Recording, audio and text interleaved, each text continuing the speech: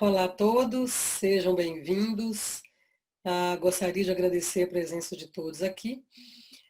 Meu nome é Maria Auxiliadora Martins, eu sou intensivista do Hospital das Clínicas da Faculdade de Medicina de Ribeirão Preto e sou presidente do Núcleo Regional da SOPAT de Ribeirão. E esses eventos têm sido feitos toda semana com o objetivo de discutirmos temas desafiadores no Covid-19. Então, a gente tem feito reuniões semanais de vários temas já abordados e lembrar que esses temas, essas aulas ficam gravadas no nosso canal do YouTube, que é CTI-HCRP. Toda semana a gente tem um vídeo novo sobre desafios da pandemia. E hoje nós vamos falar de um tema particularmente importante para nós, como seres humanos, né, além de profissionais de saúde, que é a comunicação durante a pandemia de Covid-19, práticas integrativas e compassivas. Então, nós temos o prazer de receber como palestrante a psicóloga Janaína de Carvalho Pinto. Ela é psicóloga lá do Hospital das Clínicas, da Faculdade de Medicina de Ribeirão Preto, é associada da AMIB e trabalha com a gente na UTI há vários anos, tem bastante experiência nesse tema que ela vai abordar.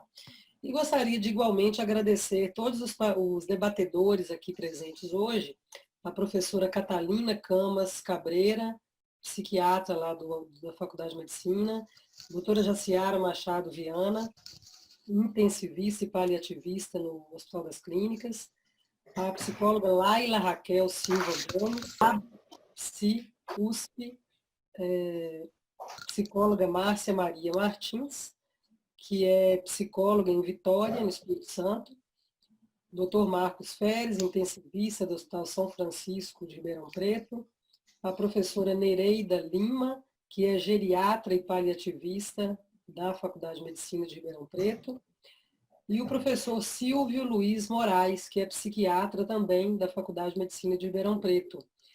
Eu agradeço a todos pela participação e convido a Janaína para iniciar a apresentação. Obrigada a todos. Obrigada a todos. Obrigada a todos os participantes como debatedores. Obrigado a todos que vieram prestigiar essa iniciativa do Centro de Terapia Intensiva do Hospital das Clínicas aqui de Ribeirão Preto, de compartilhar durante a pandemia a sua formação continuada com a série de desafios na pandemia no canal do YouTube. Sejam muito bem-vindos. Eu estou extremamente grata por essa oportunidade, como a professora falou, de falar sobre um tema tão importante. Eu vou procurar ter uma fala breve, de 30 minutos a 40 minutos no máximo, para que possamos conversar bastante. Eu queria agradecer também a presença de todos os convidados como debatedores. Alguns sabem que eu sou extremamente fã do trabalho que realizam, então é uma honra poder ter a companhia dos senhores hoje. Bem, então hoje falaremos sobre a comunicação durante a pandemia por Covid-19, práticas integrativas e compassivas. O primeiro tema a ser abordado é um tema mais geral, pode passar, por favor, sobre pandemia e comunicação. É importante compreender, para chegarmos na prática da assistência, em que contexto nós estamos, né? Nós estamos numa pandemia que foi decretada em março, isso é de conhecimento geral, e já em março houve uma publicação sobre comunicação da Organização Mundial de Saúde, falando sobre comunicação de risco, e eu trouxe são algumas publicações, na verdade, que vão desde o nível mundial ao nível pan-americano, a nível nacional, né? Então, existe um grande plano estratégico, que é um plano que é comum em epidemias e desastres também, que caracteriza a comunicação em 3 níveis. O nível up, que se refere a líderes, gestores e à sociedade, né? Na sociedade, na verdade. O nível across, que se refere aos profissionais, que é entre, né, algo mais horizontal, entre os profissionais atuantes na situação, que no caso é a pandemia por Covid-19. O nível down é diretamente entre os afetados. A distinção, pode passar o próximo, por favor, a distinção é que na pandemia, esse último nível engloba todos, porque somos todos diretamente afetados em algum momento, né? No Brasil, isso também se refletiu em algumas medidas legais que depois eu vou detalhar, mas vão impactar na nossa prática assistencial. Então, houve já em fevereiro a declaração por uma portaria, né, do Ministério da Saúde de emergência em saúde pública de importância internacional por Covid-19. Seguiu-se em março de uma outra medida provisória em que houveram várias promulgações importantes. Uma delas foram modificações trabalhistas, incluindo o teletrabalho, né? A nível estadual, aqui no estado de São Paulo, foi decretado estado de calamidade pública no final de março, por conta da pandemia, e a nível municipal, em Ribeirão Preto, a situação de emergência foi decretada também em março. Então, ainda nesse nível, algumas tomadas de decisões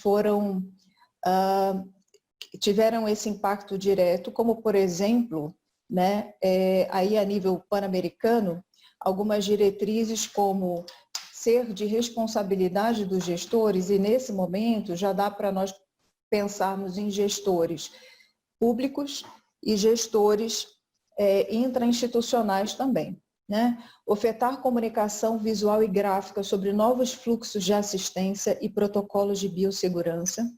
Também garantir o cumprimento de princípios éticos das diversas profissões de assistência, e isso é muito importante quando a gente pensa em práticas na ponta da assistência, na rotina diária, porque nós vivemos uma pandemia no Estado de Direito.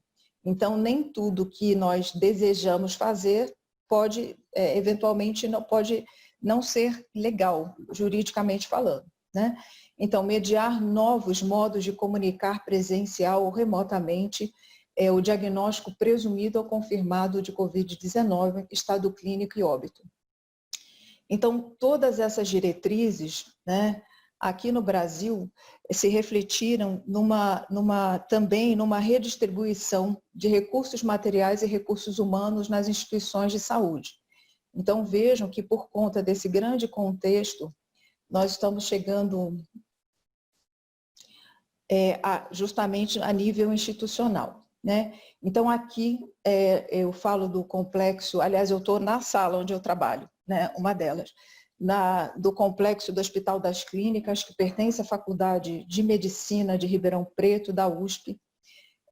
Aqui no HC, é um hospital a nível terciário, faz parte de um complexo muito grande, que tem instituições a nível secundário e uma outra a nível terciário, que é a porta de urgência.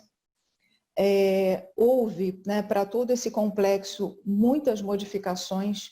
Então, uma pronta comunicação, vários comunicados feitos à população. Nas enfermarias, houve nessa readaptação, que tornou o Hospital das Clínicas aqui referência para a Covid, houve essa readaptação gigantesca. O Hospital das Clínicas, nós pertencemos a uma DRS, respondemos a aproximadamente 28 municípios nessa região norte do estado de São Paulo, né? Então, um dos impactos diretos dessas mudanças estruturais todas nas enfermarias foi a restrição de acompanhantes. Então, ficaram permitidos somente aqueles instituídos por lei, né, acima de 60 anos, para menores de idade ou com alguma outra condição de dependência prevista em lei. Também houve a proibição de visitantes.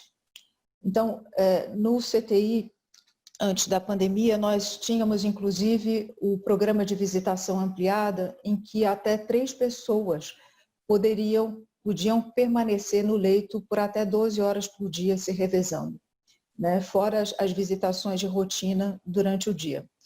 Então, houve também uma redistribuição e contratação de novos funcionários. Atualmente, nas UTIs não Covid, por exemplo, há pessoas de equipes as mais variadas possíveis. Então, esse desafio da readaptação de uma nova prática, de uma nova assistência, se fez para todos. Quem está diretamente assistindo pessoas e seus familiares com Covid e todos os outros, né? Inclusive assistência ambulatorial. Houve também, então, essa criação das UTIs Covid e a relocação espacial da UTI não Covid e a implantação da teleassistência como prática prioritária, né? Então, todo esse contexto mundial, né, todo esse contexto de regulamentações que vieram do nível dos gestores, regulamentaram novas práticas entre os profissionais, impactam diretamente no nível da assistência, né, impactam diretamente na nossa rotina. Qual será, então, o impacto na comunicação? Eu trouxe aqui uma definição de comunicação que é muito antiga, é de um livro que eu acredito ser um dos melhores que eu já vi até hoje, chama Pragmática da Comunicação Humana, que traz essa definição de comunicação como relacional, algo que ocorre na interação e somente desse modo, né? E tem vários, como se fossem campos, e agora, hoje, nós falaremos sobre a pragmática, que são os efeitos comportamentais da comunicação, dessa interação. Então, ela engloba todo o comportamento, não só a comunicação verbal, não verbal, as pistas comunicacionais, mas realmente tudo que pertence ao âmbito da linguagem, que faz sentido dentro de uma cultura e que afeta o nosso comportamento. Então, é a partir dessa definição que eu proponho a nossa prosa a partir de hoje. Falando, então, um pouco de práticas integrativas, eu queria apresentar aos senhores a equipe da UTI, que fica à disposição aqui no Hospital das Clínicas. Então, essa equipe conta com médicos. Esses médicos são médicos contratados, são docentes, são residentes em terapia intensiva, são médicos de outras especialidades que fazem estágio na UTI e são sextanistas de medicina também, né? A equipe de enfermagem com profissionais, enfermeiros, técnicos e auxiliares, vários profissionais do setor administrativo, fisioterapeutas, nutricionistas, terapeutas ocupacionais, assistente social, dentistas, bioengenharia, psicologia. E existe um voluntariado, né, que faz parte dessa equipe, que é o apoio espiritual. Então, antes da pandemia, né, havia uma integração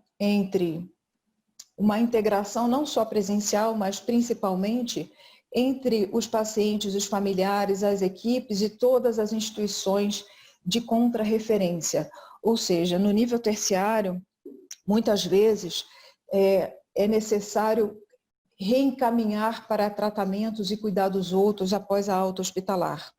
E no caso da terapia intensiva, especificamente, é algo que vale a pena até ter um outro encontro sobre isso, mas existe o que nós chamamos de síndrome do paciente crítico. Então, não é porque uma pessoa sobrevive à internação numa UTI, sobrevive a um estado de instabilidade orgânica intenso, né, que sai como entrou. Então, essa rede de contrarreferência no nível terciário, ela é fundamental para garantir a qualidade de vida de quem sai de uma internação. Então, antes da pandemia havia essa integração e nesse momento, se fosse possível esquematizar, nós profissionais da saúde intermediamos as interações das pessoas internadas, tanto com seus familiares, quanto com as outras instituições. Então, houve como uma verticalização dessa interação e uma verticalização do processo comunicacional. Então, se nós mediamos essa comunicação, como essa integração no comunicar é possível? Essa resposta, ela é uma construção, né? E ela é uma construção de acordo com a realidade de cada instituição. Acho que algo muito importante para valorizarmos, para nos concentrarmos, né, nesse momento, é o que a gente já sabia, o que a gente já sabia da nossa prática, né? E assim, para falar para qualquer profissional intensivista de comunicação, é como pedir para ele escolher uma roupa preferida, porque nos anos de prática, não comunicar com profissionais, entre profissionais, com familiares, com instituições, com pacientes é da ordem do impossível. Então, todos nós temos várias formas de fazer isso, né? E, em geral, é uma forma que nos é confortável. Então, é muito provável e bem frequente ter capacitações em comunicação, estudar comunicação, ter aulas sobre isso, como é o caso na nossa equipe de terapia intensiva, e mesmo assim, cada um tem uma forma preferencial de interagir que foi desafiada, que está sendo desafiada nessa pandemia, né? Nós estudamos o comunicar, então assim, há um conhecimento teórico que é bem sabido, né? Há protocolos. Então, há, por exemplo, o protocolo Spikes, que fala de momentos, de um momento de preparação, um momento de preparação de quem vai falar, de preparação do ambiente, né? Do ambiente para receber presencialmente ou não. Então, um segundo momento de observação, tanto de quem, da pessoa com quem nos comunicamos, né? De realmente treino da atenção no foco no outro, um convite para o diálogo, se informar sobre o que a pessoa sabe, sobre o que ela gostaria de saber, né? Permitir, depois de dar essa informação, permitir que haja um tempo, um momento em que as emoções reverberem, que elas retornem, que elas sejam compreendidas. E num último momento, um momento de amparo, um momento de clarificar propostas de tratamento, de pensar em questões de prognóstico, né? Ou de contrarreferência realmente.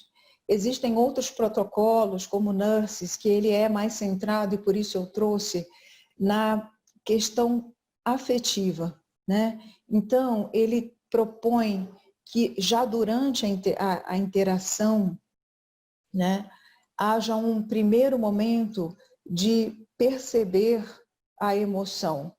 Tanto a emoção que acontece, as emoções que acontecem na interação, tanto de todas as pessoas presentes, né, inclusive si próprio. E um outro momento de entender, de compreender, de evitar julgar e dar sugestões sobre a experiência do outro. Do tipo, quando era assim, quando foi comigo, quando foi o meu pai, né?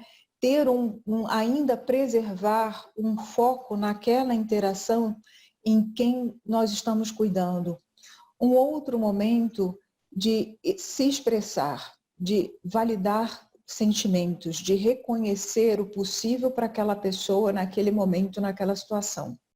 E, posteriormente, amparar, né? Então, descrever ter um compromisso, descrever o que será feito. Por exemplo, a sua família a senhora continuará sendo atendida pela psicologia, nós ligaremos em tal data, em tal dia, né? Seu marido continuará com assistência da equipe da neurologia, existe a previsão cirúrgica, então esse é o momento, né? E, posteriormente, explorar algo dessa interação que seja importante para o amparo dessa pessoa de quem estamos cuidando, né? Então, com perguntas mais abertas, poderia me dizer um pouco mais sobre isso? Como foi tal situação? Como o senhor está percebendo o seu corpo agora? Como o senhor imagina, o que o senhor imagina que vai acontecer? Então, é o momento de usar mais perguntas abertas. E também sempre, isso não é uma ordem, né, cronológica do atendimento, mas assim, pensar no silêncio.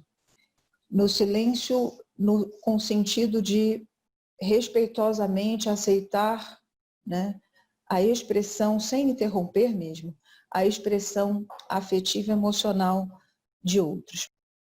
a questão que se coloca, né, e que já era uma questão que existia, ela é nossa velha companheira. Será que saber protocolos é suficiente? Será que o nosso jeito de fazer antigamente ele é suficiente? Como agora podemos concretizar uma presença no comunicar pelas tecnologias? Como é possível comunicar com compaixão? Como agir interprofissionalmente durante a pandemia, se a pessoa recebe um boletim médico que vai pelo celular, se ela recebe uma ligação do médico, uma videochamada com o paciente, uma ligação da psicologia, uma ligação da assistência social, da terapia ocupacional, enfim. A equipe que era multiprofissional e que podia presencialmente ter práticas interprofissionais, né? Nesse momento de mediação pela tecnologia, tem como um dos desafios poder fazer uma prática integrada, interprofissional. Então, o comunicar, né, ele permanece acontecendo em basicamente 3 momentos. Os protocolos, eles até contemplam parte, ou os 3 ou 2, enfim, mas eles sempre acontecem antes, tem um momento anterior à comunicação, seja com o paciente, seja com um colega de equipe, seja com um familiar, seja com uma instituição, né? Então tem esse momento anterior, tem um momento durante a comunicação e um posterior. Nesse momento anterior, práticas integrativas, a minha proposta é que pensemos assim: o que é necessário saber antes de atender alguém, né? Principalmente quem não está presente, né? O paciente está conosco, mas a sua rede, os seus familiares, não, né? Então, o que é necessário na pandemia? Minimamente é necessário mapear como é o funcionamento do sistema SUS, da atenção básica ao terciário também, né? É necessário mapear como está o funcionamento da rede SUAS. Então, se eu precisar encaminhar para um CAPS, ainda é porta aberta, não tem atendimento de grupo, mas tem quem atenda, qual o horário de funcionamento. É importante saber os principais, pelo menos, números de centrais de atendimento da rede de saúde suplementar, porque pode ser que, mesmo que atendido no hospital misto, que atenda a SUS, aquela pessoa com a qual estamos falando tenha plano de saúde. E por que eu estou falando isso? Porque a partir do momento que nós começamos a conversar, principalmente com um familiar, nós não, assim como presencialmente, não temos controle sobre qual será a reação dele. Não sabemos de antemão como ele vai reagir, não sabemos de antemão a história de vida, não sabemos sobre risco de suicídio, comportamentos autolesivos, situações de violência. Então, toda essa temática, ela é importante o profissional de saúde ser qualificado para identificar, né, para que possamos acionar toda a rede no que eu proponho ser um plano horizontal de prática integrativa, né? Pensando nisso, né, existem situações na comunicação mediada por tecnologia que alguns profissionais se apropriam mais e se apropriam menos. E eu queria dizer, assim, com muita gratidão pela equipe com a qual eu trabalho agora e com a qual eu trabalhei por tanto tempo, que a força da comunicação numa UTI, a força da assistência, ela vem dos múltiplos profissionais. Então, ela vem daquela pessoa da enfermagem que durante todo o turno vai ficar com os mesmos pacientes. Ela vem daquele que tem que atender todas as pessoas que estão ali. Ela vem daquela que liga para a família, do outro que liga também, do médico. Enfim, é importante que cada profissional faça a sua parte, o seu melhor possível. E garanta uma troca de informações, que é um outro desafio horizontal nessa prática integrativa na pandemia referente à comunicação, que é a comunicação entre equipe, né? Então, é muito importante também, além de ter mapeado essa lista mesmo, inclusive de instituições que se propõem a atender, principalmente na área de saúde mental, a população em geral, que pode dar um suporte, às vezes, diferenciado a um familiar, a uma criança, né, que às vezes a instituição terciária não tem condições de dar no momento. Outra coisa muito importante é ter ciência e clareza e precisão nas informações a serem comunicadas, tanto de qualquer profissional, né? Então, por exemplo, antes de conversar com um familiar, eu procuro atender a pessoa. Se ele está rebaixado, o paciente está rebaixado, eu vou avaliá-lo do mesmo jeito. Fazer o mínimo possível, o máximo possível do que dado o exame de estado mental, compreender o prognóstico, entender qual aquele momento que ele está para poder realmente fazer um atendimento técnico mais responsável. Antes, como prática compassiva, e isso também é um outro desafio, cabe a preparação do profissional, né? E esse desafio, ele se impõe pela mudança na rotina, pela mudança, às vezes mudanças simples, a mudança espacial de uma UTI, em lugares novos, onde tem dispositivos novos, pessoas novas trabalhando, até os objetos estão em lugares diferentes, né? Há algo que é muito comum, aceitável e normal nesse momento, que faz parte do fato de sermos humanos, né? Estarmos todos dentro dos impactos da pandemia, é uma hipervigilância. Então, é um prestar atenção o tempo todo em detalhes que antes não eram necessários, desde a paramentação, contaminação, por exemplo, ao súbito mal-estar agudo de algum paciente, característico da COVID. Então, existe uma forma muito simples de se preparar, que requer às vezes menos de 1 minuto, que é simplesmente focar a atenção voluntariamente em um dos nossos 5 sentidos. Então, eu gostaria de propor agora, né, uma experiência nesse sentido, muito simples. Vou pedir, por gentileza, que fechem seus olhos nesse momento. Percebam o seu corpo, dos pés até a cabeça, do jeito que está. Percebam se há em algum lugar algum desconforto. Pode ser que em algum local haja uma temperatura diferente, algo mais agradável, mais desagradável, uma posição mais confortável, mais desconfortável. Acomode-se com serenidade, de modo a ficar o mais confortável possível. Agora, traga a sua atenção para os seus ouvidos. Traga a sua atenção para os sons ao seu redor, para além da minha voz. Volte a sua atenção para o seu próprio corpo. Perceba em que local, apesar de parado, há movimento. É o coração que bate?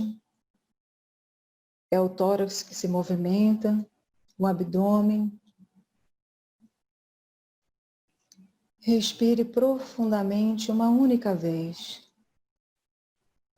Mais uma vez. E agora, se sentindo melhor e melhor, pode abrir seus olhos. Existem muitas formas de silenciar o pensar. As formas mais simples e que nós fazemos naturalmente no nosso dia a dia é focar a atenção na visão, no tato, na audição, no paladar, né? Em um dos nossos sentidos. Isso traz uma serenidade imediata.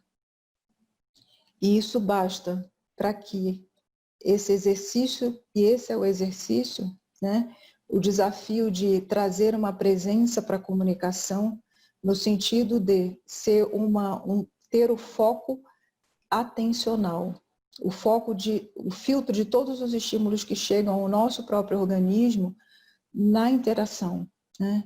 Então, Essa é uma preparação muito simples, não precisa nem ser tudo isso. Basta, às vezes, olhar pela janela, basta, às vezes, fechar o olho um segundinho e escutar o que está acontecendo.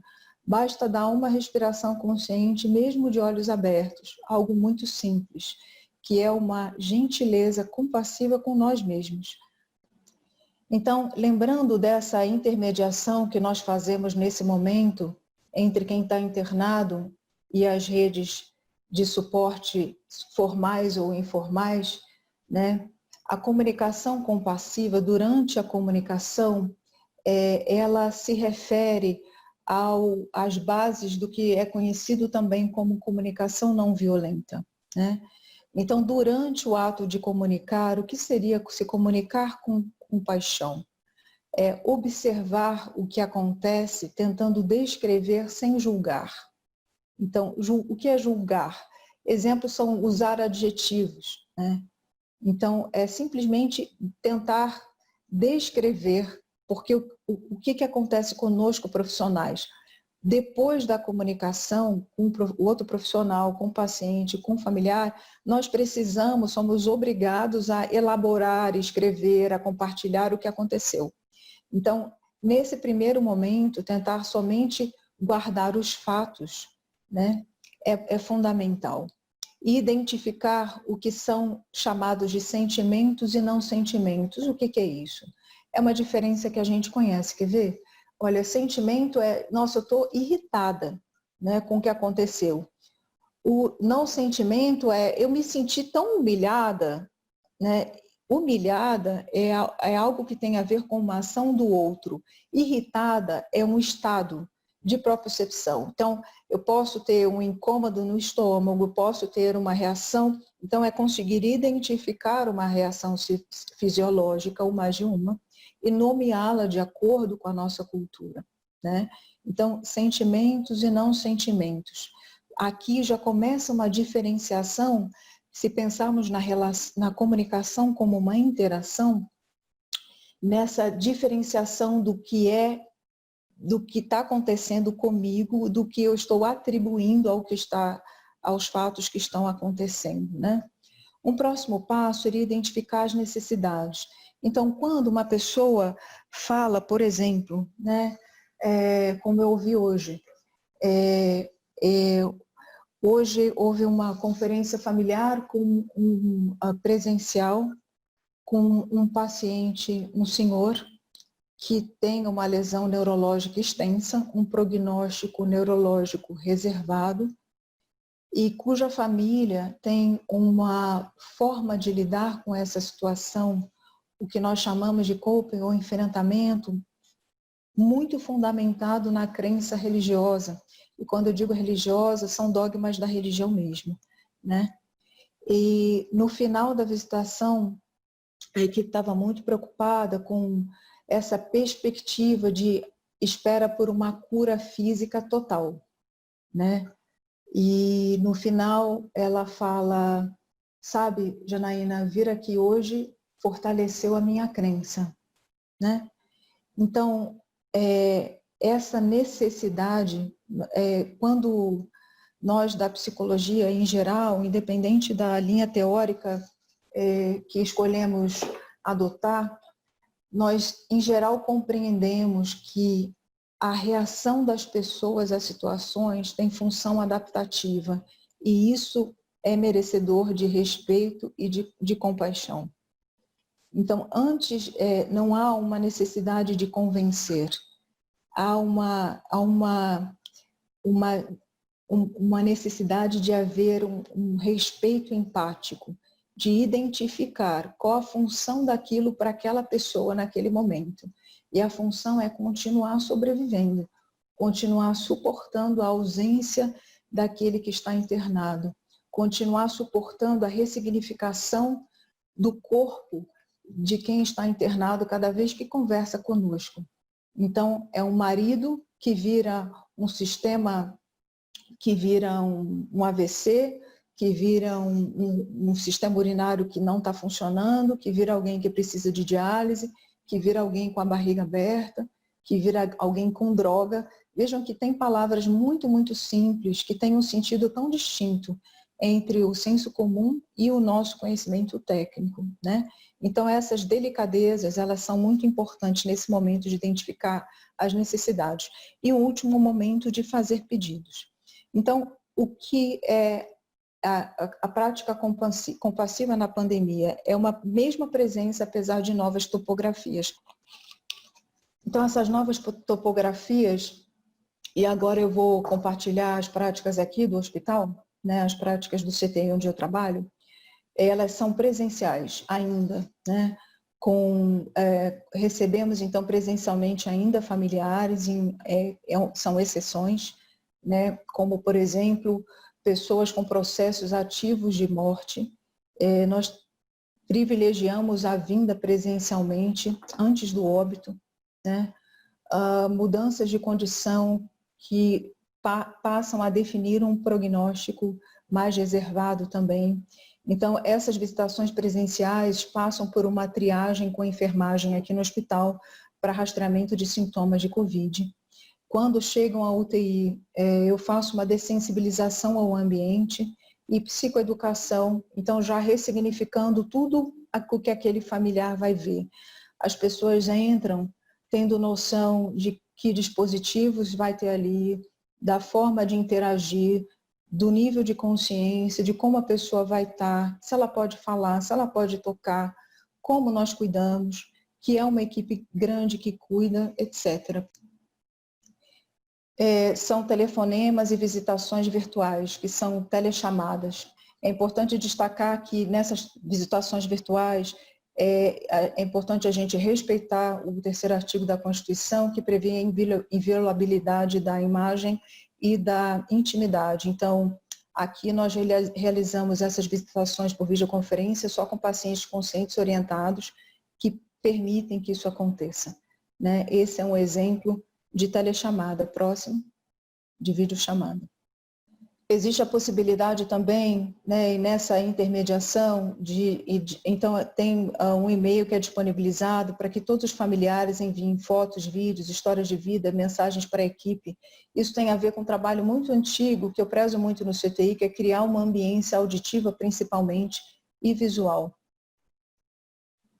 Então, existe essa prática integrativa a nível horizontal, em que pensamos em mapear essa rede do SUS a rede suplementar, e existe uma prática que eu denomino que é o eixo vertical. Esse eixo vertical, ele se refere a algo que vai ser construído durante o atendimento. Ele se refere à rede socioafetiva percebida pela pessoa que estamos atendendo. Então, isso vai muito além da instituição, vai muito além da família de sangue. Pode ser o vizinho, o padre,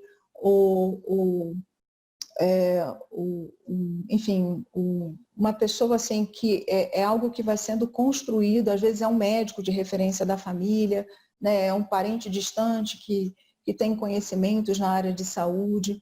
Então, essa rede ela é construída durante o atendimento. Essa rede, então, vertical, ela é uma rede personalizada, que é importante que ela seja, de fato, até anotada por nós e tenha essa informação compartilhada com outros profissionais. As práticas integrativas, né, elas não se resumem, mesmo dentro da nossa instituição, a profissionais de saúde. Aqui nós temos a honra de ter um privilégio, uma rede de voluntariado linda e gigantesca que trabalha em várias frentes. Então tem projeto para melhor idade, essa é uma foto do coral do hospital que disponibilizou durante a pandemia, desde Parabéns para Você, como outras músicas para serem colocadas para quem quiser. Então há práticas integrativas no viver e há também práticas integrativas no processo de morte ativa. Vão ver uma imagem de uma videoconferência feita durante o processo ativo de morte de um senhor muito católico, cuja esposa eu já tinha atendido um pouquinho antes, né? Já tinha feito alguns atendimentos, e o padre, o capelão do hospital, eu falei, ela já sabia do apoio espiritual, e perguntei se ela gostaria que o padre pudesse realizar a bênção dos enfermos para ele. Ela falou que sim, eu entrei em contato com o padre e isso resultou numa videoconferência com a bênção dos enfermos sendo feita com a familiar vendo, né? Eu estava na UTI, o padre fazendo junto com ela e com várias pessoas que a cercavam nesse momento. Então, essas práticas integrativas, elas são integrativas quando são para quem a gente atende. Esse é o sentido. Elas são integrativas quando a gente consegue identificar as necessidades institucionais e faz os encaminhamentos. Então, é sempre um eixo vertical, um eixo horizontal. Esse foi um cartão feito no ano passado para um evento de Natal chamado Tempos de Gratidão, e eu queria só ler esse texto que eu fiz para esse momento, né? Então, estar no CTI é perceber para além do sofrimento, é ver a vida num corpo imóvel, saudade nos que chegam à beira-leito, ou que agora chegam para nós, né? Superação nos que permanecem, e ainda permanece muita superação, quando outros se vão. É crer no amanhã e é cultivar a gratidão pelo agora. Muito grata. Gostaria de te parabenizar pela excelente exposição, por tudo que você trouxe aqui para nós. E eu gostaria de abrir para a gente discutir um pouco, né? Na verdade, se a gente pensar, a comunicação inadequada, ela aumenta a mortalidade em UTI. Tem trabalhos mostrando isso. Então, se você se comunica mal com a equipe, você aumenta a mortalidade. Isso a literatura já fala para nós. Então, como é importante a gente se comunicar de maneira adequada, né? Não só com os profissionais, colegas, como também com a família. Então, eu queria só introduzir algumas questões que nós fazemos no hospital e ouvir a opinião de vocês e comentários, né? A Janaína bem comentou da visitação ampliada, que é uma proposta muito boa, assim, uma belíssima proposta de trabalho, onde a gente consegue que a família esteja, de fato, presencial ali, do lado do paciente. Isso faz toda a diferença, isso a gente não está podendo fazer agora na época da pandemia. Mas as outras coisas, teleatendimento, visitas virtuais, casamentos virtuais e etc., a gente faz já antes da pandemia. Então, não é algo novo. Isso está mais agora na moda, né? Até por não ter possibilidade de contato mais próximo. Mas são coisas que nós já fazíamos previamente. E que são muito. O feedback é muito positivo, né, das famílias.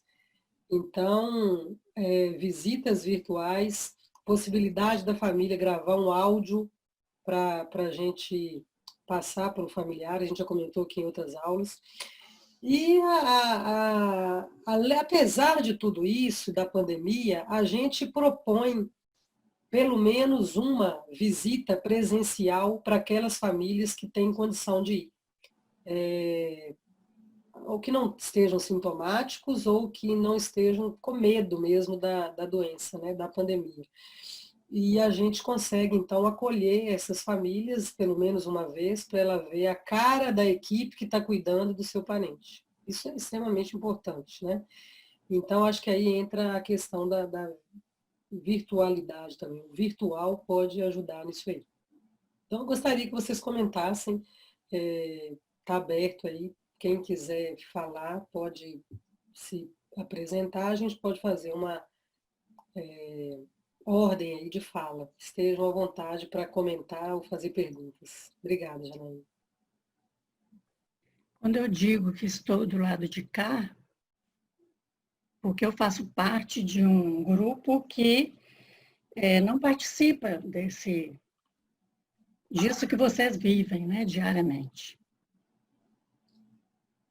Então, eu quero contar para vocês uma história de um rapaz do interior de Minas, que ele foi estudar fora, na capital, deixou a família lá no interior. E então, a única forma que ele tinha de se comunicar com a família era através do telegrama. Não sei se todos aqui sabem o que é um telegrama. Então, ele enviou para o pai dele um telegrama dizendo: papai, mande dinheiro. Aí o pai, recebendo o telegrama, ele leu, ficou bravo da vida, dizendo que atrevimento desse menino, como assim, papai, mande dinheiro? E aí a mãe, mais amorosa, pegou o telegrama e falou assim, deixa eu ler. Aí quando a mãe leu, eu falei assim, não, ele não está dizendo papai, mande dinheiro, ele está dizendo papai, mande dinheiro. Coitado. Ele está precisando de dinheiro. Quer dizer, por que estou dizendo isso? Quando a auxiliadora falou de comunicação inadequada, ela até ajuda a piorar o paciente, né? E então, aquela época era uma época em que a comunicação mais rápida era através do telegrama. E as palavras que você colocava no telegrama, você pagava por elas. Então, quanto menos você escrevesse, melhor, menos você ia pagar. Então, o custo ia ficar menor. Então, ele tinha que ser breve, mas ele foi mal interpretado lá pelo pai. Então, era uma época que não tinha telefone, não tinha essa forma de comunicar rápida como acontece hoje. Então, eu vejo nessa situação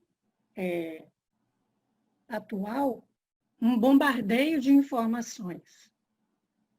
Percebo nos meus clientes uma ansiedade, a ponto de eu dizer para eles assim, escolha um canal onde você quer pegar as informações sobre Covid-19.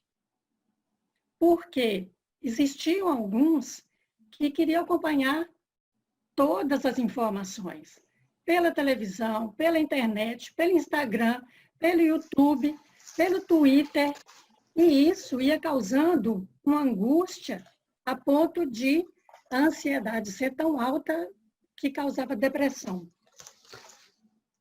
Então, o mundo ele se transformou radicalmente de uma hora para outra.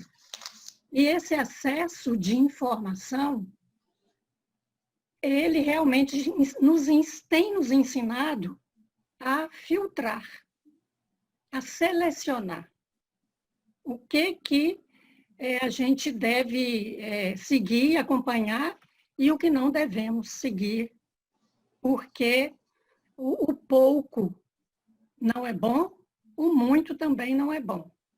Então, a nossa mente não tem essa capacidade de fazer essa transposição rápida como tem a tecnologia. Nossa mente precisa de um tempo para assimilar, para conectar. E esse tempo para conectar é que faz com que as pessoas fiquem ansiosas e se deprimem. Enfim, um mestre, ele encarregou o seu discípulo de cuidar de um campo de trigo. No primeiro ano, o discípulo vigiava para que nunca faltasse água. E o trigo cresceu forte e a colheita foi boa. No segundo ano, ele teve a ideia de acrescentar um pouco de fertilizante. E o trigo cresceu rápido e a colheita foi maior. No terceiro ano, ele colocou mais fertilizante. A colheita foi maior ainda. Mas o trigo nasceu pequeno e sem brilho. Aí o mestre o advertiu. se continuar aumentando o fertilizante, a quantidade de adubo, não terá nada de valor no ano que vem. Então, quando eu disse assim, o pouco não é suficiente, como a questão lá do telegrama. A comunicação foi inadequada. O muito também, eu percebo isso nos meus clientes, assim, a pessoa nem ouve mais, porque tem excesso de informação, excesso de comunicação que leva a um filtro que entra no ouvido e sai pelo outro. Quando eu escuto, por exemplo, os governantes dizendo assim, as pessoas não estão respeitando isolamento e tal, e coloca todo aquele gráfico de morte, de casos de contágio, de não sei o quê. As pessoas não estão ouvindo isso mais, não. Por isso que estão indo para a rua, porque entra no ouvido e sai pelo outro. Muita comunicação, muita informação. Então, parabéns, Janaína, aprendi bastante aqui agora com você. Muitas informações novas para mim. Inclusive, não sei se vai dar tempo de você depois me esclarecer uma parte que você disse assim, o que já sabíamos. Eu não sei o que já sabíamos. E outra questão que você colocou também sobre morte ativa. O que é morte ativa? É uma coisa que é nova para mim. Então, é essa minha contribuição hoje aqui. Obrigado pelo convite, por estar aqui novamente. Muito obrigada, Márcia, pela sua presença hoje. O processo ativo de morte, eu falei sobre isso, é quando, apesar de todo o tratamento, ou enfim, o estado físico de alguém já dá indicadores clínicos e laboratoriais, né, de que aquele corpo está parando de funcionar. Então, numa UTI, onde há muita monitorização, é possível, muitas vezes, identificar esse momento, né, quando esse momento se inicia, e de uma forma irreversível. Né? Então, isso que a gente chama processo ativo de morte. Eu costumo dizer que a gente está morrendo, né? E a morte é um evento único. Então, a vida e o processo de morrer culmina com a morte, que é um evento único. É isso. Eu queria fazer uma pergunta para a Nereida, para a Jaciara, para os demais até, mudando um pouco assim para questão paliativa, né? Tem a ver com comunicação também. Muitas vezes a gente sabe que o familiar, que é muitas vezes leigo, ele ouve o termo paliativo e já fica ali com, sabe, com medo ou com um receio de que o cuidado vai finalizar. Quer dizer, nós não vamos fazer mais nada para o paciente.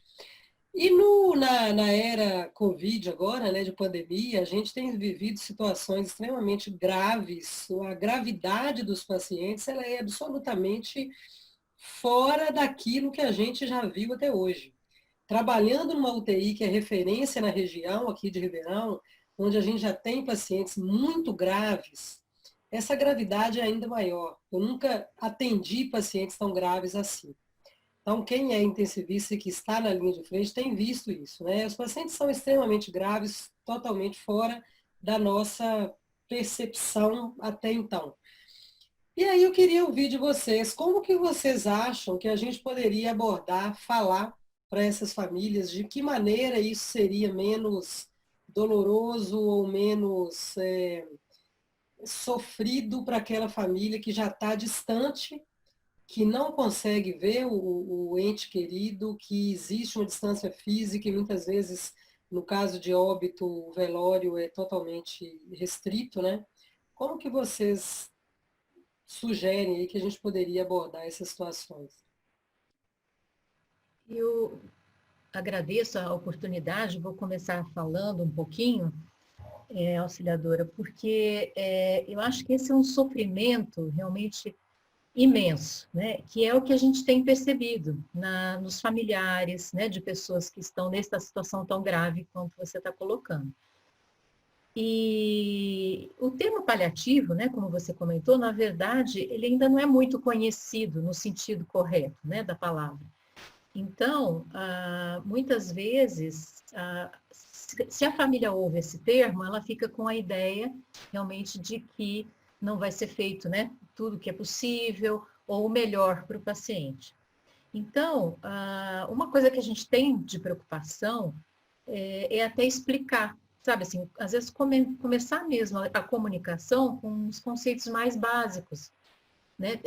Como a Janaína apresentou muito bem, queria parabenizar você, Janaína, mas justamente esses passos são protocolos, a gente não segue só protocolos, mas eles ajudam na hora de organizar as ideias. Então, assim, eu preciso conhecer, né, com quem eu estou falando, que família é essa, qual eram os valores desse paciente, né, se ele está inconsciente nesse momento, e às vezes até conversar sobre essa situação, vamos dizer, que pode ser necessariamente, não pode até entrar por essa vertente de ser um cuidado paliativo, né? Dependendo da situação estendida que às vezes está acontecendo, né?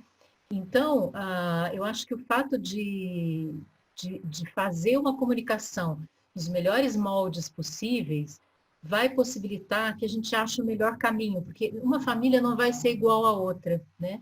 E a gente precisa ter muita sensibilidade mesmo nessa hora, contar com a equipe para poder fazer um trabalho desse porte e preparar, né? Porque o que acontece? Por exemplo, tomando um outro exemplo, não igual, mas imagina quando você tem um paciente, por exemplo, que vai fazer um transplante de medula óssea, né? A gente tem uma situação que pode dar certo, como pode não dar, né? E, normalmente, existe uma dificuldade muito grande de se preparar também esses familiares para o caso de não dar certo, né? Acaba-se, às vezes, focando só no que pode dar certo, não falando do que pode não dar certo. Então, eu acho que esse é um caminho que tem que ser trilhado pela equipe, realmente. E o que eu estou percebendo na atual situação, assim, acho que está sendo uma grande dificuldade no HC, né, que eu estou visualizando isso, é justamente porque, como a Janaína comentou, foram criadas muitas UTIs, enfermarias novas, todo o profissional, né, ficou escalado, então a gente tem assim escalas que dificultam até esse segmento horizontal desses pacientes, então isso cria uma insegurança muito grande até em quem está lá naquele dia, de passar alguma coisa, sendo que ele não viu como é que foi antes, a evolução em si, ela fica um pouco perdida, né? Então, eu acho que realmente uma forma de fazer isso que a auxiliadora comentou, seria fortalecer de alguma forma o horizontal que a gente ainda tenha, né? Os profissionais que ainda estão todos os dias em determinados lugares e que podem ter essa concepção de melhora ou de piora e um contato com a família como referência.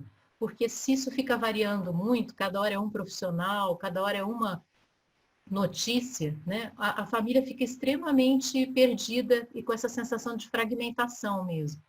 Então, eu acho que assim, se dá para fazer melhor, eu acho que é com a questão mesmo de um trabalho de equipe, de algo que tenha um caráter mais horizontal.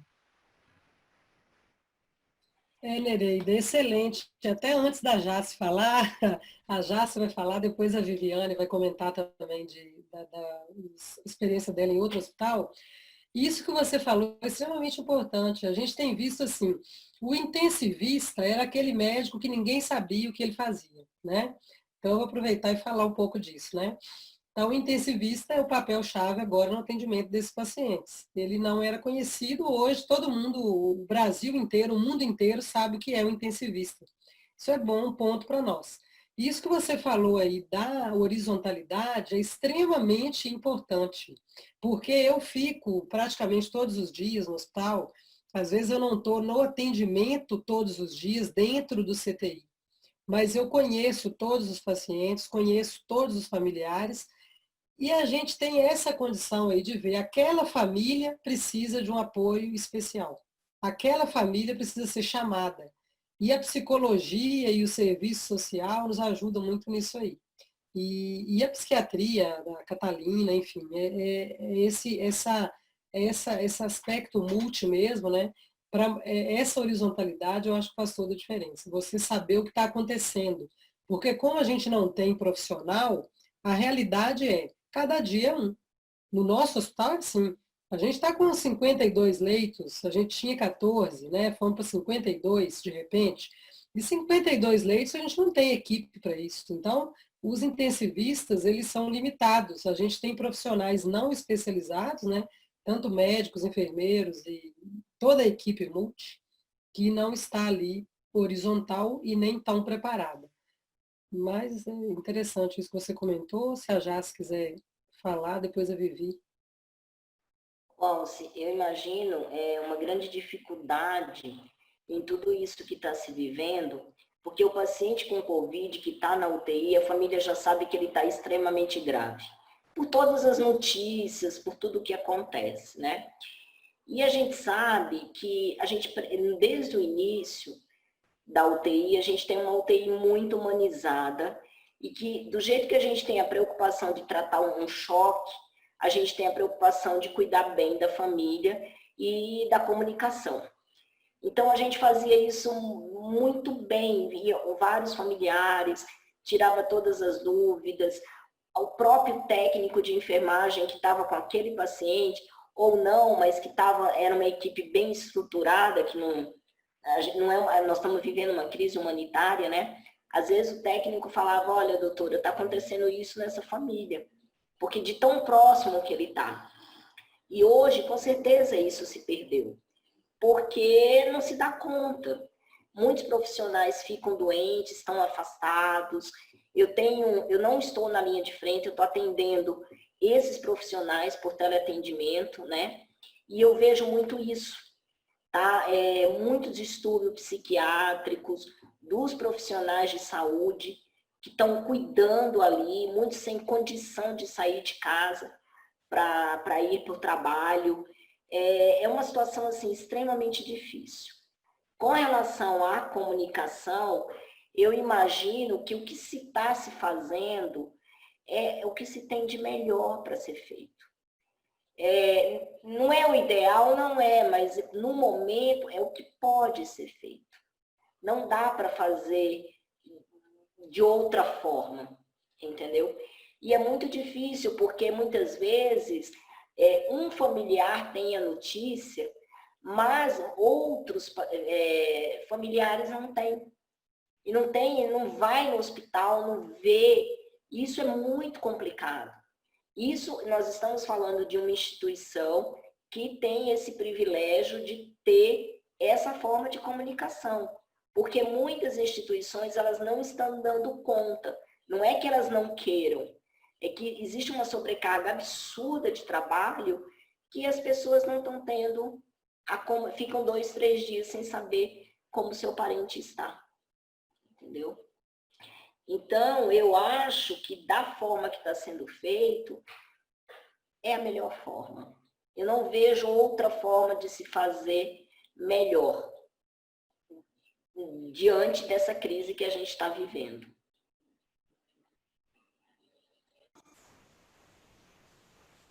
Boa noite, posso falar? Sim, Vivi, saudade. Eu cheguei um pouquinho depois, que eu estava saindo do plantão, até tomar banho, sair do hospital, demorei um pouquinho, mas eu consegui pegar parte da aula da Jana, foi muito boa, como sempre, estava com saudade de vocês, fazia tempo que eu não via a Jana aí. Eu sou formada lá pelo HC, né? Fiz residência, para quem não me conhece, lá no HC, e hoje eu trabalho em 2 hospitais particulares de Ribeirão Preto. Num dos hospitais eu fico todas as manhãs como diarista. Então, nessa instituição, o que a gente faz? Eu, como diarista, eu ligo para as famílias todos os dias pela manhã, e à tarde o meu coordenador faz ligação para a família ou faz videochamada com os pacientes que estão acordados. Se eu ou ele consegue identificar algum familiar que está muito abalado, a Jana falou uma coisa legal, que é reconhecer a emoção, só que a gente reconhece a emoção pela voz da pessoa no telefone, né? e eu consigo ver que o familiar às vezes não está bem, eu assono a minha psicóloga desse primeiro hospital que eu trabalho. Aí a psicóloga começa a fazer atendimento com o familiar que a gente identifica que às vezes não está bom, tá? Então, às vezes eu tenho uma mãe que tem filho pequeno, que os filhos estão tendo dificuldade de entender que o pai ou a mãe estão internados, eu assono a psicóloga, a gente consegue cuidar da família também. A visitação no hospital nosso, nesse que eu trabalho todo dia de manhã, ela é rara de acontecer. Primeiro porque eu demando um tempo, eu assono a psicóloga, ela vai junto comigo, a gente conversa com essa família antes, eu tenho que paramentar a família inteira, e nesse hospital nosso UTI é coorte, então o familiar tem que entrar todo paramentado, com máscara N95, com óculos, com face shield, isso demora um tempo muito grande, demora em torno de 1h30 para conseguir entrar o familiar, ele ficar com o paciente, ele sair de novo, a gente desparamentar e orientar o familiar. Uma coisa que a gente faz de rotina, a gente acaba fazendo com certa agilidade, o familiar nunca fez, então eles têm uma dificuldade muito grande de fazer todos os passos que a gente faz, lavar a mão várias vezes, então isso na minha rotina do dia a dia é muito inviável, porque a gente também está com muito paciente internado na instituição, né? Então eu não consigo fazer isso com todos os familiares. Então a gente faz em pacientes, às vezes com processo ativo de morte, eu acho que é muito parecido com o que vocês estão fazendo aí no HC, e às vezes paciente que eu vejo, por exemplo, a gente teve alguns casos que a gente conseguiu colocar em cuidado paliativo na vigência do paciente, já tinha múltiplas comorbidades e com Covid. Nesses casos, a gente deixou um dos familiares entrar enquanto o paciente estava na UTI, o outro filho entrou à tarde. Eu não consegui acolher os 2 filhos, né? Porque seja o dia da família, eu vou deixar um filho só e o paciente tem outro filho. Então, nesse caso, a gente conseguiu fazer com os 2. Na outra instituição que eu trabalho, eu não tenho psicóloga na equipe. Então, o que eu faço? Às vezes eu peço a ajuda do Padre Jô, quando é uma família que tem um vínculo religioso, eu ligo para o Padre Jô, ele é capelão também no hospital, lá de onde eu trabalho. Eu pego o telefone do familiar e ele me ajuda nessa parte, mas de apoio psicológico no outro serviço eu não consigo ter para os familiares. Isso é ruim, tá? E as conversas, quando é caso novo, a gente demora bastante. Tem família que eu fico de meia hora a 40 minutos com um familiar durante a manhã. Então, as ligações são demoradas. Como a gente fica em mais médicos nesse outro hospital que eu trabalho, eu consigo fazer isso com certa qualidade com a família, né? Você conseguir passar as informações com qualidade por telefone e dar conforto para a família por telefone. Eu acho que é o que é mais difícil de fazer aí. Dar conforto, às vezes, só pela voz, porque eu ligo geralmente da UTI toda paramentada, eles não conseguem saber com quem que estão falando, eles não conseguem reconhecer a gente, né? Então, normalmente eu só ligo por voz mesmo. É raro eu fazer videochamada, porque se fica toda paramentada, eles não conseguem reconhecer a gente. Às vezes, à tarde, a gente consegue fazer a videochamada para eles poderem ver o paciente acordado. Mas não são todos, né? Que a gente está tendo um paciente grave, então a maioria fica entubado, infelizmente.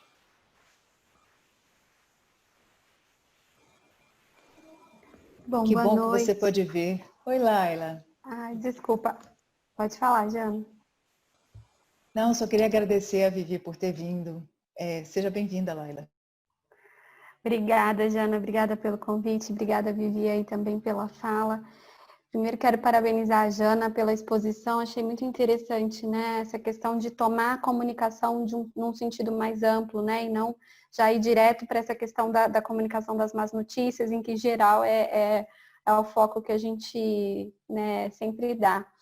Eu fiquei pensando, até agora ouvindo a Vivi, já era uma questão que eu tinha me feito, porque a gente tem conversado muito sobre como tem sido para as famílias, né, essa comunicação por meio da tecnologia. Mas eu queria ouvir um pouquinho de vocês, intensivistas, né?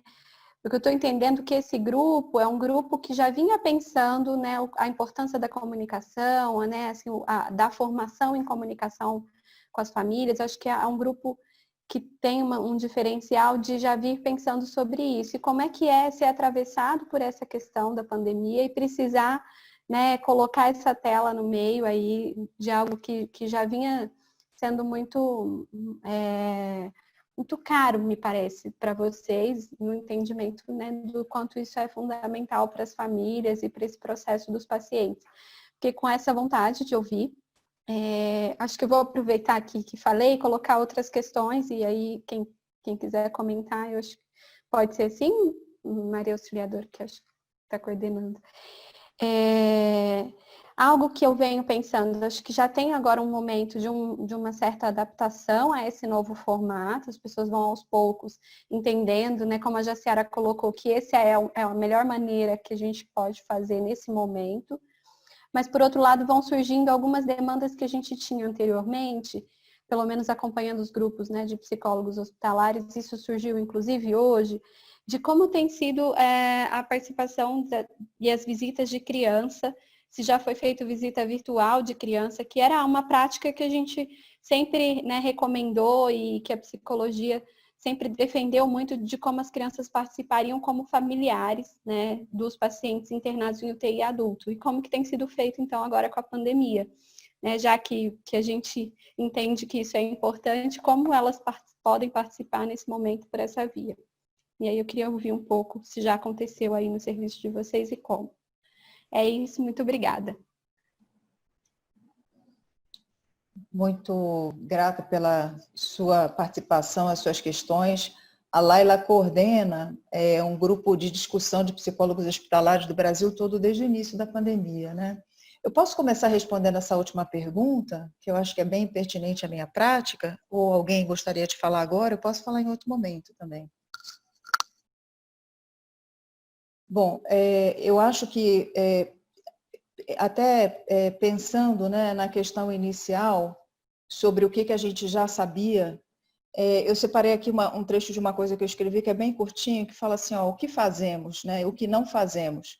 Se houvesse uma resposta pronta, a priori, eu ousaria dizer que criamos um espaço virtual, no tempo de agora, onde e quando o outro humano usa a palavra ou silenciar, como escolher, como ele consegue e como ele suporta naquele momento. E na interseção das nossas presenças, mesmo virtuais, cabe desejar, eu quero água, quero viver, quero ir para casa, quero ver meu filho, quero silêncio, quero ver meu pai, quero que ele viva. Cabe um sim ou não, só com um olhar, cabe um estar junto, à beira-leito ou pela tela, né? Então, assim, eu acho que nesse momento em que estamos sim mais adaptados, ou pelo menos percebendo que algum dos recursos que eu chamei de topografias, né, o modo como fazemos, ele não altera o como nós fazemos, isso que nós já sabemos. Então, esse como fazer é algo que não muda. A partir do momento que se tem uma experiência de comunicar compassivo, um comunicar atento, não basta só a presença, não basta saber protocolos, mas é um experimentar fazer isso, né? Experimentar ter práticas de comunicação interprofissionais. Eu acho que é da ordem do impossível voltar a fazer diferente. Então, é só uma adaptação. As visitas virtuais, as visitas de criança aqui no Hospital das Clínicas, eu fazia assim.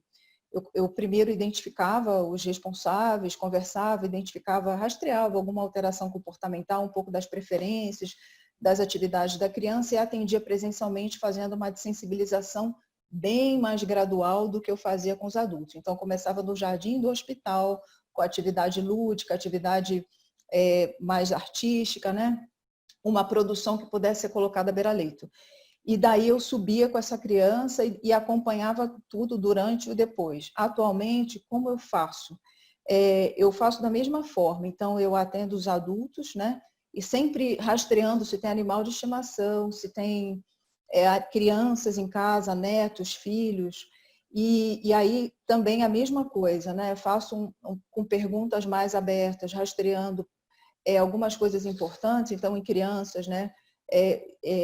Reações mais comportamentais, em adolescentes, às vezes com um perfil mais introspectivo. Eu acho muito importante, dependendo da relação e dos impactos relatados, assim, verificar, por exemplo, o risco de comportamentos autolesivos, que às vezes estão relacionados ou não com a internação, mas se tiver presente, eles podem se agravar.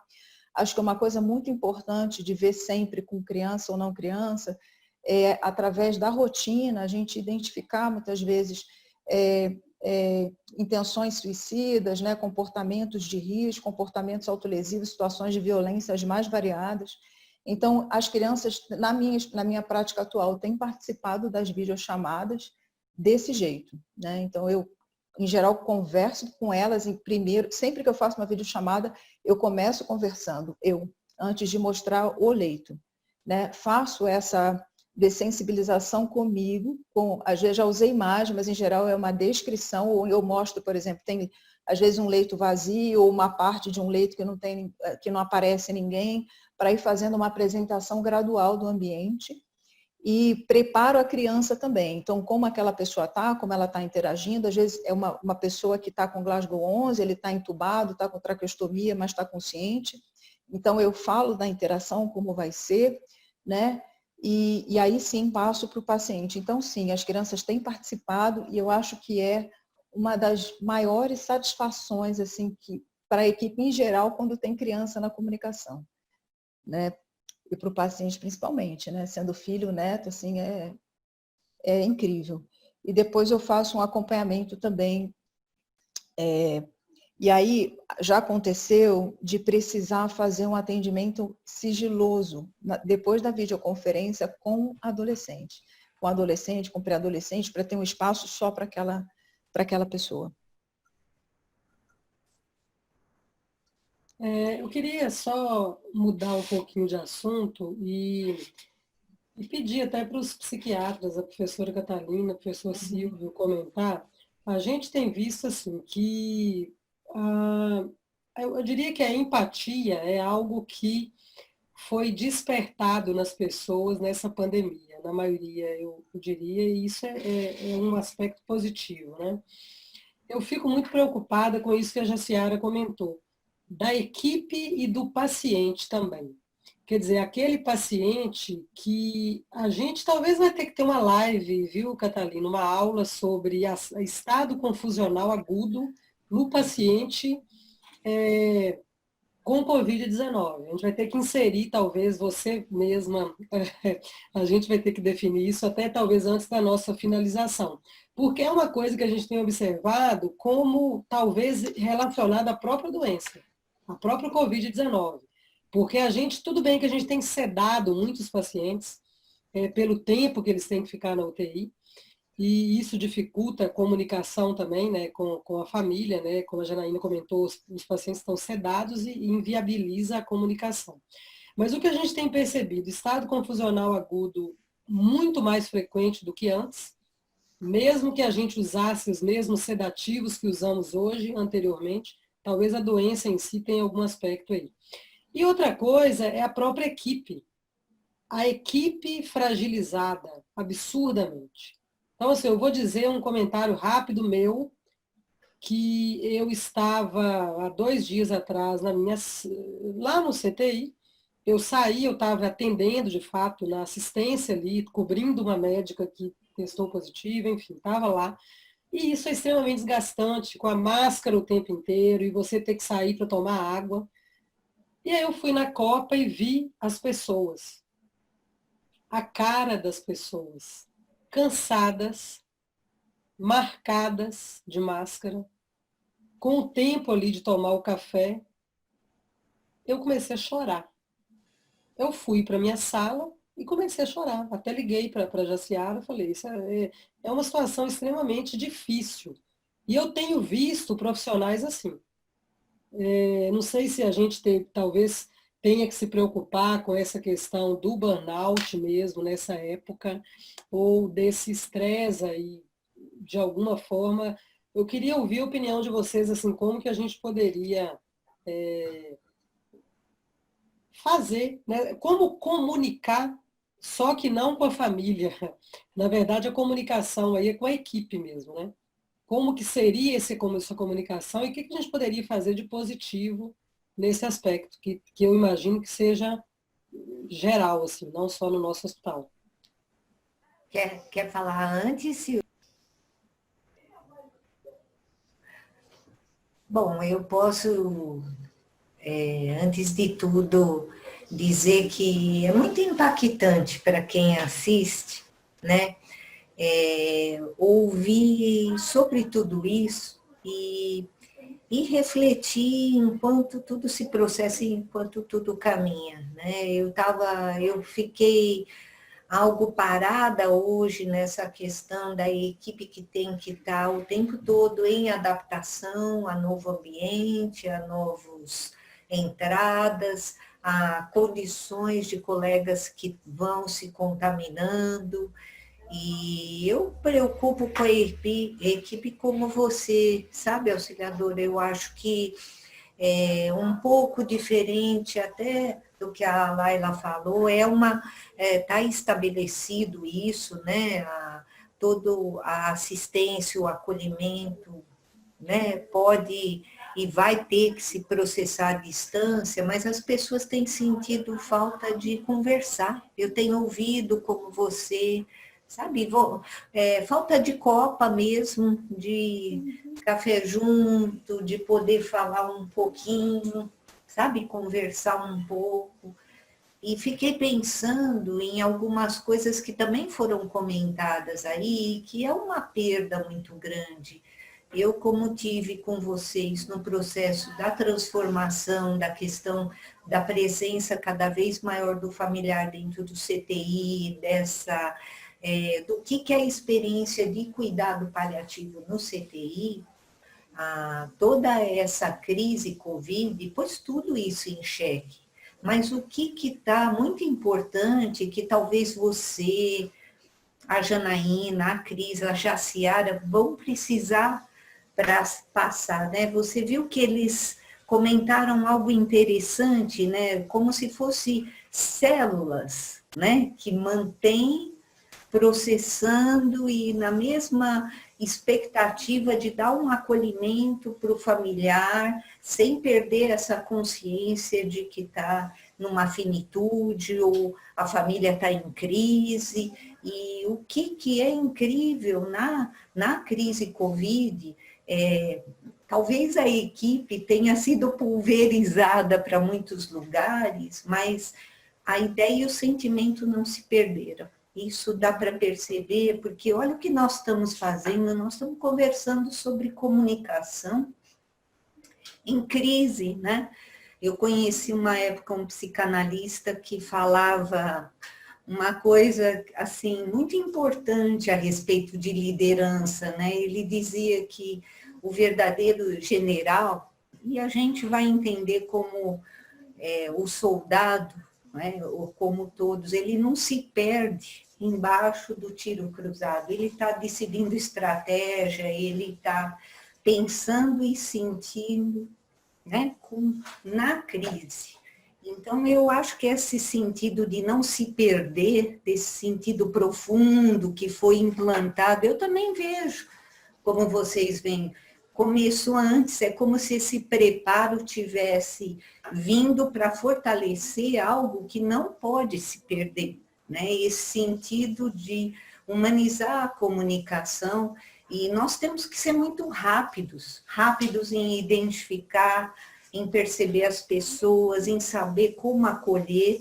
E eu tenho para mim, hoje durante a apresentação, uma fala tua me fez pensar numa coisa, sabe, auxiliadora, que eu vou te falar porque é algo um pouco fora do padrão, e você é fora do padrão, mas eu acho que você está indo em todas essas unidades e você constata isso, né? Eu acho que é infundir um espírito de pertencer, de que, sabe, de iniciar o dia naquela noção de time, de juntos, sabe, de começar forte, porque a equipe é daquele dia, é assim que tá, né? Então, eu acho que tem que ter esse resgate, porque foi isso que vocês ensinaram no CTI naquela época.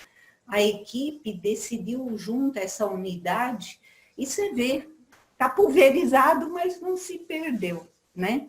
Então, eu penso que é preciso muita coragem para continuar sentindo e pensando e não se perder, né, nas coisas mais profundas de valor. E por isso que eu queria só te dizer isso. Eu acho que vai ser importante a cada dia juntar o time e falar, ó, somos nós hoje aqui, né? Nós estamos juntos. E a importância de cada dia, você vê o que a Jaciara falou, nós estamos aqui dando o melhor, e o melhor é estar, né, no singular, para cada situação de um modo, né? Então, é isso. A questão da agitação, a confusão, né? A desorientação, nós podemos sim pensar num momento, né? Um aspecto bem clínico, né? Mas eu achei importante todo esse pensar consciente, sabe, de um grupo que está amadurecendo, né? E amadurecer no sentido de um crescimento junto, né? Eu sinto que a crise está fortalecendo aquilo que você diz, a empatia, né? Como se tudo aquilo que precisasse muita teoria para embasar, agora já não precisa. Mas é isso, estamos juntas, estamos juntos. Né? Posso falar o que a gente fez lá no nosso serviço?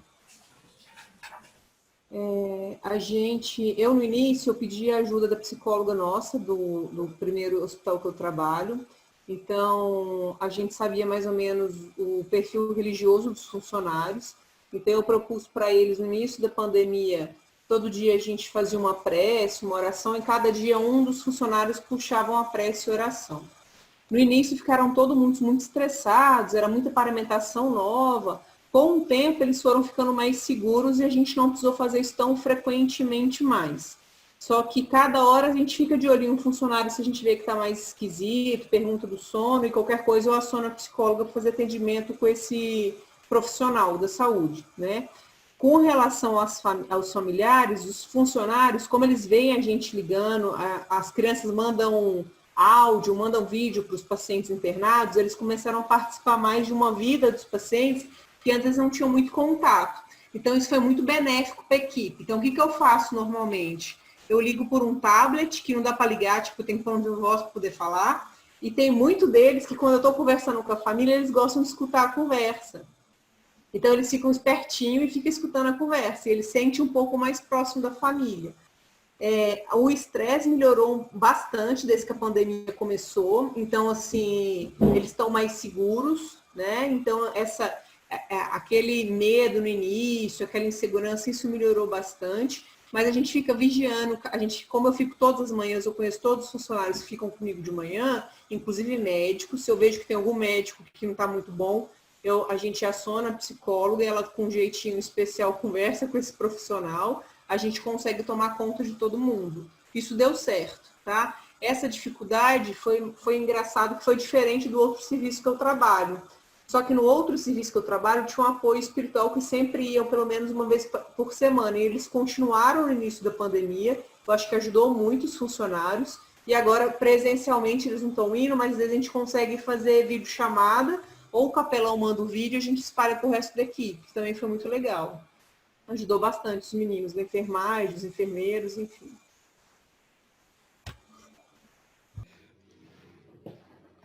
Bom, em primeiro lugar, eu gostaria de cumprimentar a Maria Auxiliadora, a equipe da CTI, pela realização desse evento. Né? Eu repetiria um pouco o que a Catalina falou, eu acho que essa questão ela é muito impactante, demasiadamente impactante. Né? Nós nunca vivemos uma situação igual a que nós estamos vivendo nesse momento, de uma maneira geral. Né? E a questão da comunicação, ela fica ainda mais importante. Né? Eu fico pensando, né, mesmo eu no meu trabalho, eu estou tendo que usar os meios digitais para me comunicar com a maioria dos meus pacientes. Eu vejo a dificuldade que é falar, mesmo com pessoas com as quais eu tenho uma certa familiaridade. Eu fico imaginando o que é para a equipe, né, da CTI, né, fazer isso numa situação tão difícil quanto a que está sendo enfrentada nesse momento. Né? Algo que eu vou dizer, talvez possa parecer assim, algo que é bastante óbvio, mas eu gostaria de enfatizar, que é o seguinte, o que eu pude perceber, né? A equipe precisa muito de apoio, né? Essa equipe que está aí na linha de frente está muito necessitada de apoio, né? E, se eu não me engano, foi a Viviane que acabou de falar, né, que ficou atenta, que ela está atenta em relação a como as pessoas estão se colocando, ou de como as pessoas estão, de uma maneira geral, se apresentando, e às vezes é necessário que se chegue um pouquinho mais perto de uma ou de outra pessoa, né? Mas eu sinto o seguinte, assim, o que eu poderia dizer, mais uma vez, eu acho que essa atenção, eu acho que tem que ser muito redobrada, porque nós estamos num momento em que, além de que a equipe, por exemplo, no caso da CTI, especificamente do HC, houve um aumento muito grande do número de leitos. Então, a equipe não mais trabalha como ela trabalhava antes, né? Então, essa equipe está super exigida, sobrecarregada. E aí entra um outro aspecto na comunicação, principalmente nessa equipe, que eu diria que é a equipe fixa do Hospital das Clínicas, que é a seguinte: é que essa comunicação vai ter que estar muito mais afiada, né? Muito mais afiada, porque, assim, com esse grande número de pessoas que foi agregada ao serviço por uma necessidade, é muito fácil a gente ter comunicações equivocadas por conta disso, né? Por conta desse grande número de outros profissionais que não estão habituados a esse serviço do dia a dia, né? O último comentário que eu gostaria de fazer, e esse comentário é especificamente em relação à questão da comunicação, né? E mais especificamente em relação ao que eu chamaria de falácias ou erros da comunicação. Ou a gente poderia entender, ou a gente poderia dizer, uma comunicação inadequada.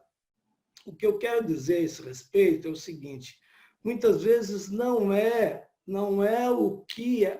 que a gente está comunicando de uma maneira errada, de uma maneira equivocada. Às vezes é a forma com a qual a gente está tentando comunicar uma coisa para outra pessoa, o tipo de linguagem que a gente usa, né, que tem que estar em consonância com a linguagem da outra pessoa, com os valores que a outra pessoa tem, com as crenças que a outra pessoa tem.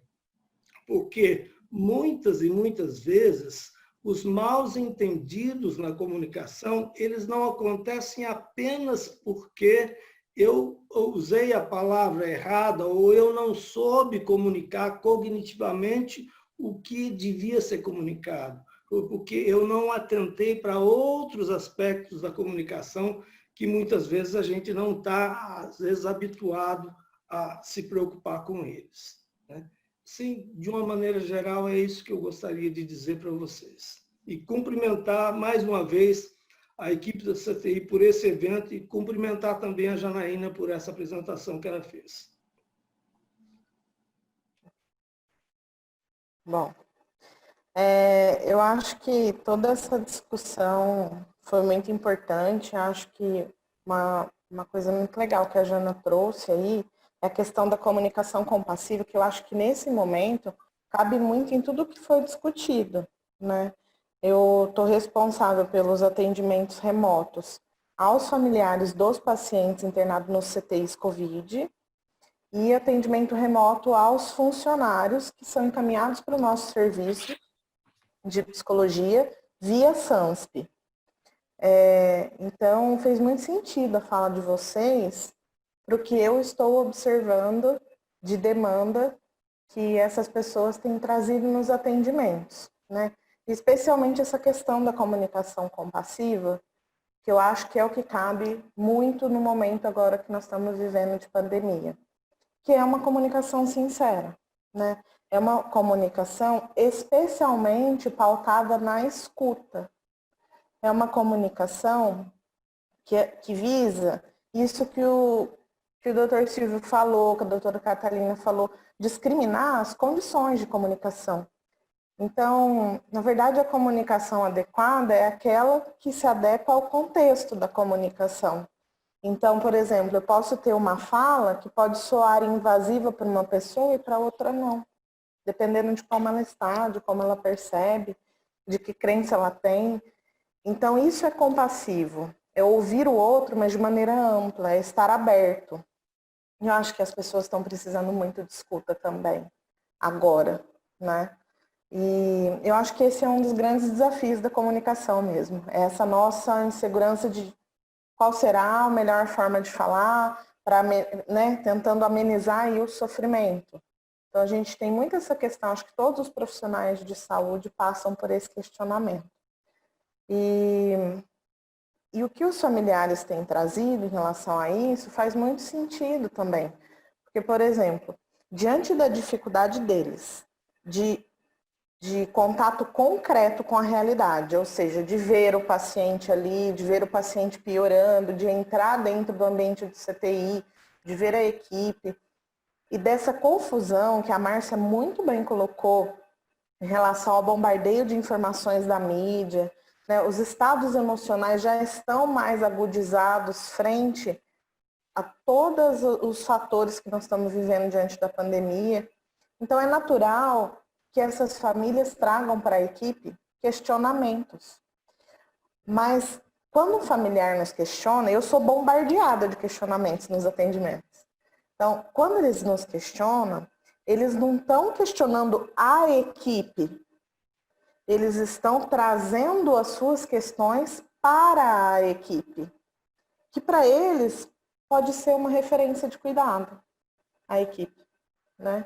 Então, se já havia muitas questões dos familiares presencialmente, que a gente já vivenciava isso. Imagine agora a distância, né? Então, essa comunicação compassiva se faz essencial. A família realmente ela precisa de uma escuta ativa, de uma referência da equipe. E o CTI, eu acho que já se implica em muitas ações que amenizam esse sofrimento, né? De várias formas, essa preocupação de vocês com a comunicação, com o bem-estar da equipe, para promover uma melhor assistência ao paciente. Tudo isso são ações, né, para amenizar esse sofrimento. E aí, a gente está tendo que aprender realmente juntos aqui, no contexto prático, né, a reconhecer e a se comunicar de outras formas. Então, a distância, por exemplo, como o Silvio falou, né, às vezes a gente tem que sinalizar nossas expressões, porque a pessoa não está vendo nossa expressão não verbal. E a nossa comunicação, 58% dela é não verbal. Né? E às vezes você tem que dizer no telefone, poxa, sinto muito pela sua perda. Isso é uma forma de expressar algo que está passando em você e que pode acolher. Porque às vezes a pessoa não está vendo a sua expressão de sinto muito. Né? Então, é uma coisa, eu sempre digo que para a gente estar junto com as pessoas, a gente não precisa estar perto. Então, essas falas na comunicação são muito importantes agora.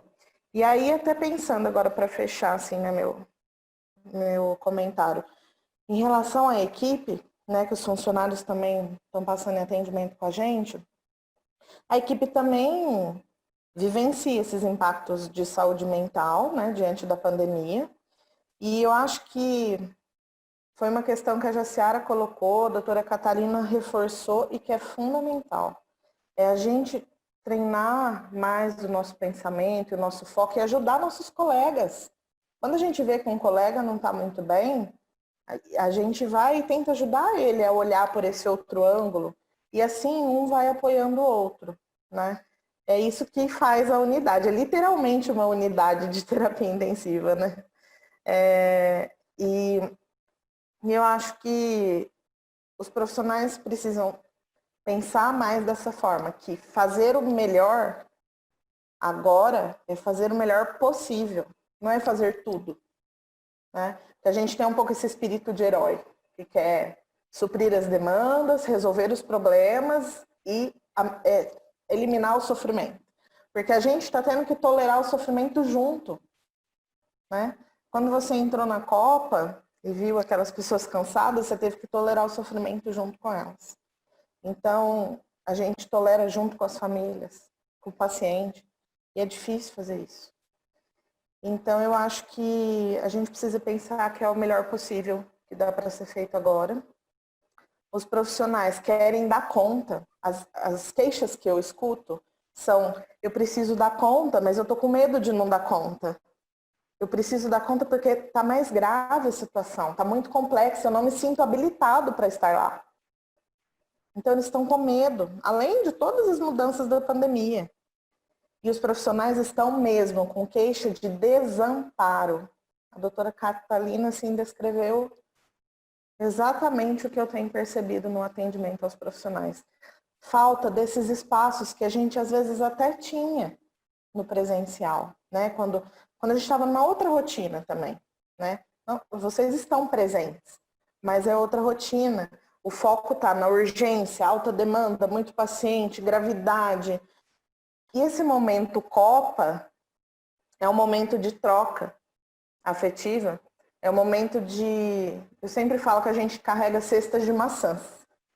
E quando a gente doa muitas nossas maçãs para os outros, e vocês fazem isso o tempo todo lá dentro do CTI, cuidando dos pacientes, cuidando dos colegas, a gente está doando nossas maçãs. Mas a gente precisa do momento de trocar as maçãs, para minha cesta não esvaziar, para eu não ficar vazia, desamparada, com medo. Então, eu acho que esse olhar, né, para o colega, para a unidade, para o estamos juntos, vamos fazer o melhor possível, de uma forma horizontal, né? Não tem o gestor lá em cima e o colaborador lá embaixo, os dois estão juntos.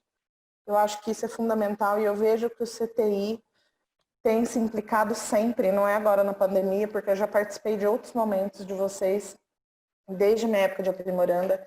Eu admiro imensamente a equipe de vocês por esse olhar humano.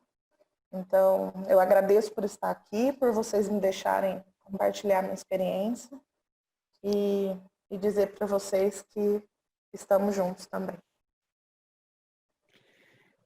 Que lindeza o que você falou, Catalina, e por isso eu pedi para entrar de novo. Quando você falou de equipe, e não é de hoje que eu acompanho esta equipe através de auxiliadora.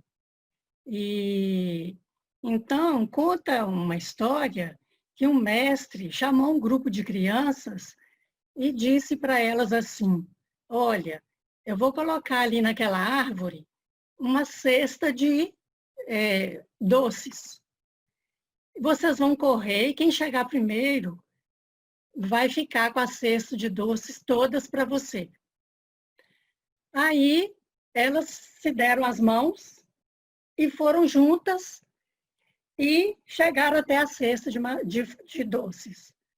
Aí o mestre falou assim: mas vocês não entenderam o comando? Elas falaram: sim, entendemos. Mas como nós poderíamos ficar felizes se um só ficaria feliz e os outros não? Então, nós viemos juntos. Aí todos estão felizes. Então, isso é uma linguagem dos Zulus, que é o Ubuntu. Depois vocês podem pesquisar mais profunda. Uma pessoa é uma pessoa através de outras pessoas. Então, eu vejo essa equipe tão coesa que eu já comentei com a auxiliadora no passado, através de uma cliente minha que ela tinha trauma de hospital. Ela queria ter filho, mas ela pensava assim: não quero ter porque eu não quero passar pela experiência de ir para um hospital. Aquelas paredes brancas, aquele lugar frio. Aí eu mostrei para ela umas fotos que a auxiliadora tinha me mandado da UTI, do HC de Ribeirão Preto.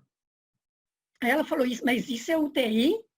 Era um dia das crianças, onde tinha amarelinha no chão, bolas de assoprar, balões, né, pendurado na parede. Ela falou: que é isso? Mas isso não é uma UTI. Eu falei: pois é, para você ver que você está... Porque ela é filha de um médico pediatra e que ela tinha muitas experiências que o pai contava de hospital de uma forma muito fria. E ela tinha essa ideia. E nisso, ela curou do trauma dela, hoje ela já tem o filho, eu nem tenho mais contato com ela. Então, assim, a cura foi através da UTI do HC Ribeirão Preto. Obrigado por estar aqui de novo. Ok, Márcia. Muito obrigada pelos comentários, Adriane, todos, na verdade. A gente vai finalizar até pelo adiantado, já são 10 horas. Obrigada, Janaína, pela excelente apresentação.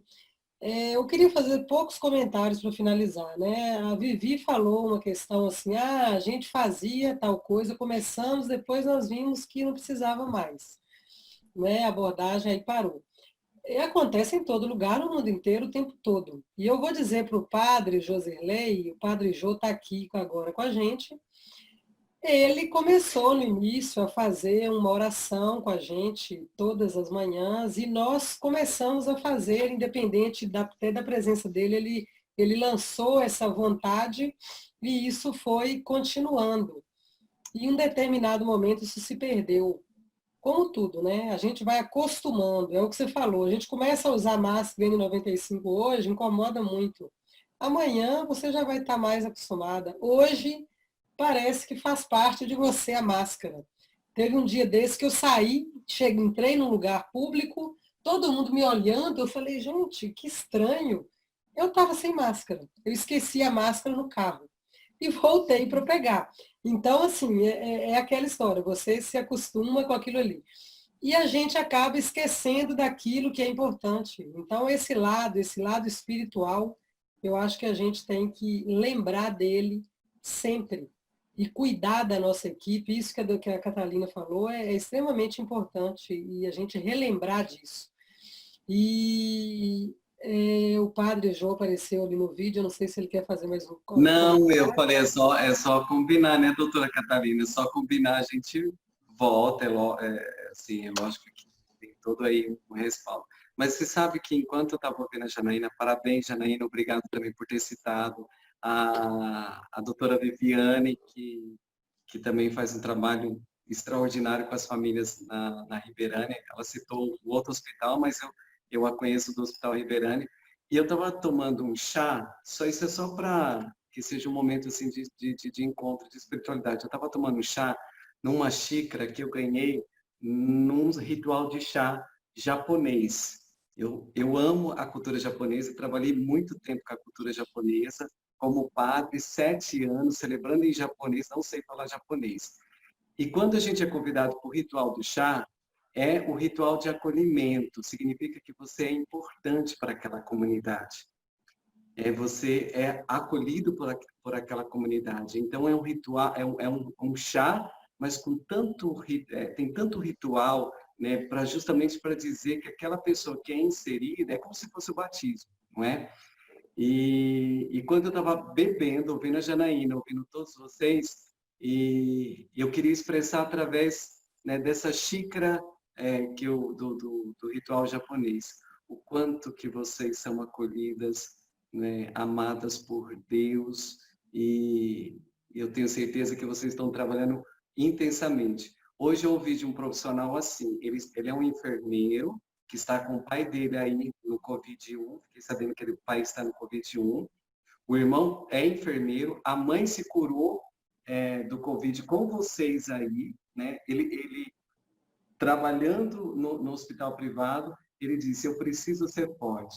Eu falei, mas às vezes a fraqueza também tem sua importância, né? Ou quando a gente se reconhece, sabe que nós estamos aí padecendo de alguma coisa, é na fraqueza que a gente encontra a fortaleza, e isso é bíblico, não é? E quando eu tomei essa xícara de chá, no finalzinho, a pessoa que estava fazendo o ritual disse assim, é na sua limitação, é na sua limitação que você vai experimentar, né, as suas vitórias. Então tá bom, estou bebendo a xícara de chá. Obrigada, Padre Jô, e com certeza você vai ser chamado em breve. A gente precisa voltar com esses hábitos, eu acho que isso é não acostumar, é a gente se acostumar com o novo e com aquilo que foi incorporado, né? Queria comentar aquilo que o professor Silvio falou de comunicação mais afiada. isso aí, realmente, a gente precisa disso, precisa alinhar as equipes. Nós temos 3 UTIs separadas, Covid 1, 2 e 3, em espaços físicos diferentes e equipes diferentes. Então, a gente precisa realmente fazer esse elo e lembrar de agradecer a todos que estão ajudando todos os dias e chamar atenção dessa importância.